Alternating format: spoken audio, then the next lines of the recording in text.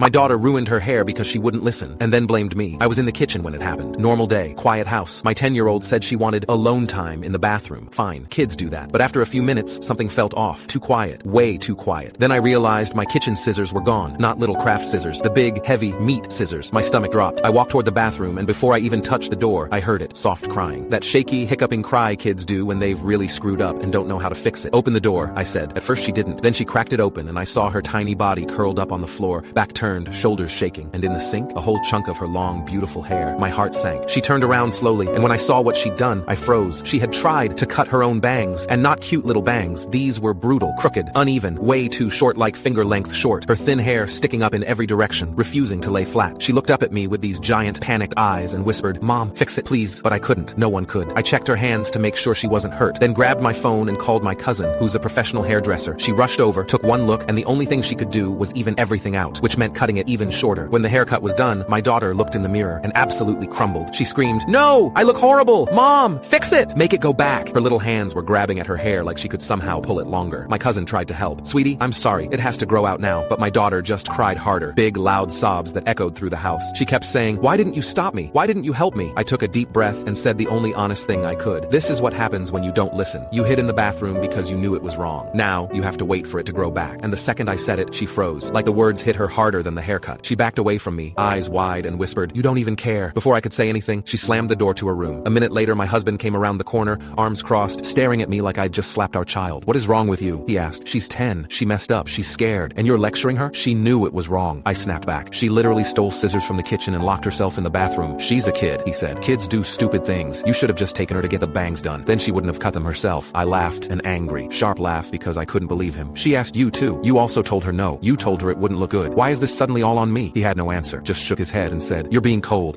funny, because I'm the one who called the hairdresser. I'm the one who tried to fix it. I'm the one who deals with her hair every morning. But sure, I'm the cold one." Later, my daughter came out again, face blotchy, eyes swollen. "Mama, I can't go to school," she whispered. "Everyone's going to laugh at me." I knelt down and held her shoulders. "It'll grow," I said softly. "But you can't fix this overnight. You made a choice, and now you deal with the consequences." She pulled away again, shaking her head. "No, you made me deal with them. You could have stopped me. You always say you're in charge. Why didn't you help me this time?" My husband stepped in and said, "Sweetheart, Mommy didn't want you to have bangs. And you didn't either," she snapped. "You both said no. So why is she talking like it's only my fault?" The air in the room turned sharp. My husband stiffened. I stepped back. Then my daughter screamed the thing that hit the hardest. "If you didn't want me to look ugly, why didn't you help me?" She burst into tears again and ran to her room. And I just stood there, silent, frozen. Because in that moment, between the crying and the slammed doors and the chopped hair all over the sink, my daughter didn't want a lesson. She just wanted her mom. And all I'd given her was the truth, whether she could handle it or not. And then she yelled from her room, "Don't talk to me until my hair grows back." The door slammed hard, and everything went quiet. Everything went